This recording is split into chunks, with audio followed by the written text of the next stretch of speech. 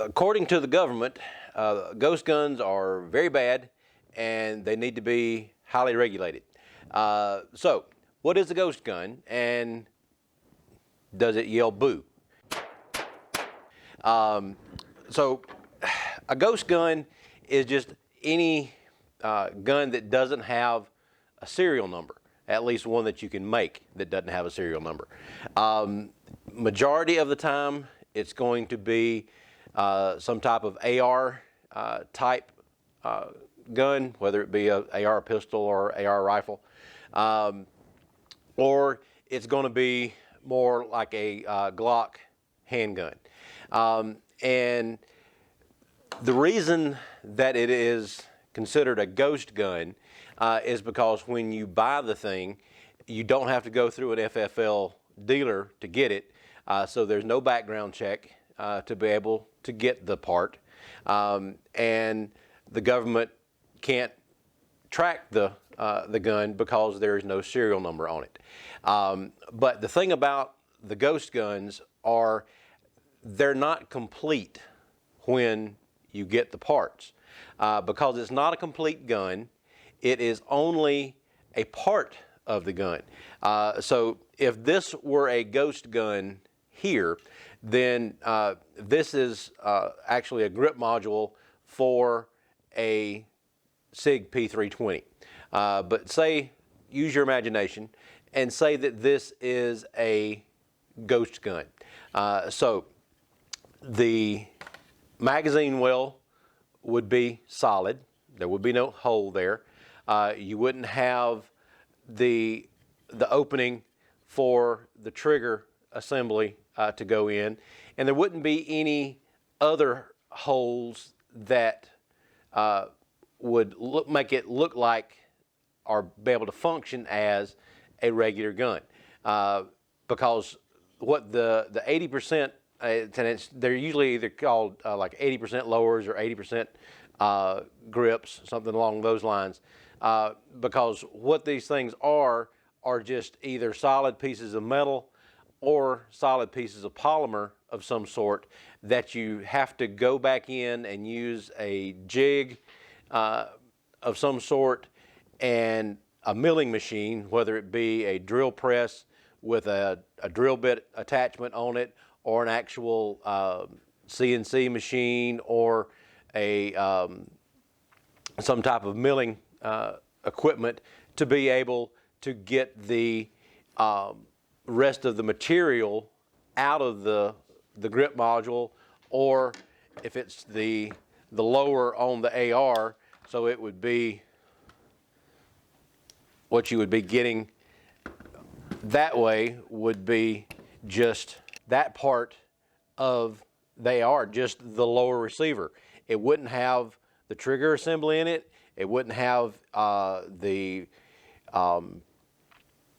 magazine release, wouldn't have the grip attached to it. So you have to mill out all of that extra material in there and then bore all the proper holes for the hammer pin and the trigger pin, the safety, and then your magazine release, and then also for the bolt catch over on the other side.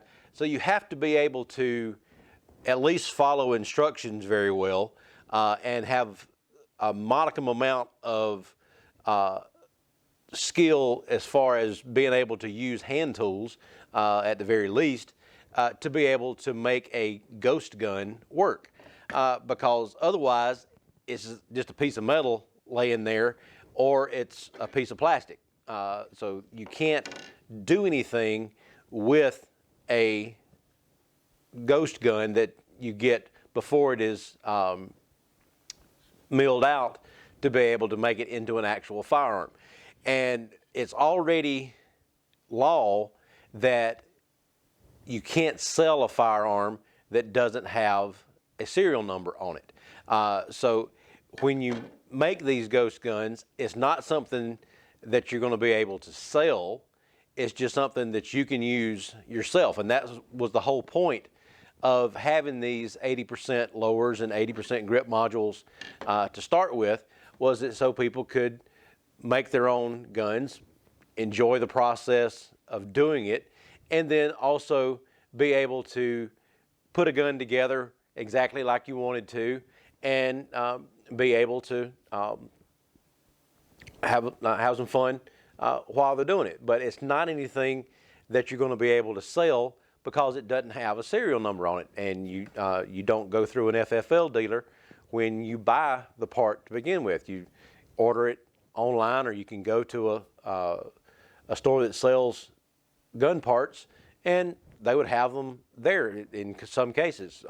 Most time you may be ordering them online, but they don't have to be shipped to an FFL dealer.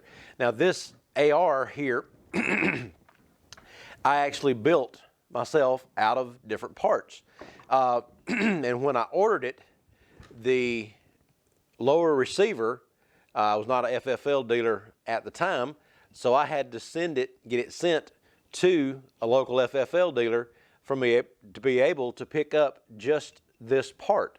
It didn't have the trigger in it at the time. It didn't have the grip on it. Didn't have the buffer tube. It was just a stripped down lower receiver. But that is the part that has the serial number on it for ARs. So that is the gun portion of an AR. So that's where what I had to get. All the rest of these parts, the buttstock, the barrel, and the upper receiver, all that can be sent just directly to a person.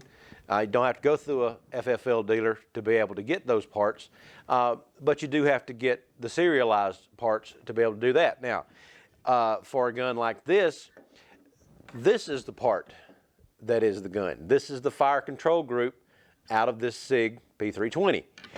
So if you buy something like this from SIG, then you have to have this sent to an FFL dealer to be able to get the part and go through the background check just to be able to get this part here. If you just want to go online and buy another color grip module, or buy one that's a different size that doesn't have the fire control group already in it, then you can buy that and they'll send it directly to you. You doesn't have to go through the FFL dealer to be able to get a grip module like this, because this is not the gun. It's just a part of the gun.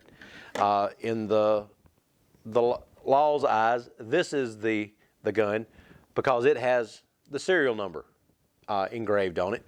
So that's what where the gun portion becomes, is wherever it has the serial number. And with this ghost gun executive order that the president is wanting to do, they're wanting you to have to serialize those guns. Well, when you put a serial number on it, then you could sell it legally because it would have a serial number on it at that point. But the whole point of the ghost gun initially was to be able to have a gun that is something that you can make yourself and just try your hand at, almost being like one of the gunsmiths that work at these higher end manufacturing places for the guns that hand make guns and put the parts together themselves and have to be able to fit the parts together. So the ghost guns, in my opinion, are not as big of an issue as they're wanting everybody to believe. And we've got articles on our website, doublelegalgunworks.com, about some of the other gun legislation that may be coming down the pike. But check out doublelegalgunworks.com and like and subscribe at the bottom. We'll talk to you later.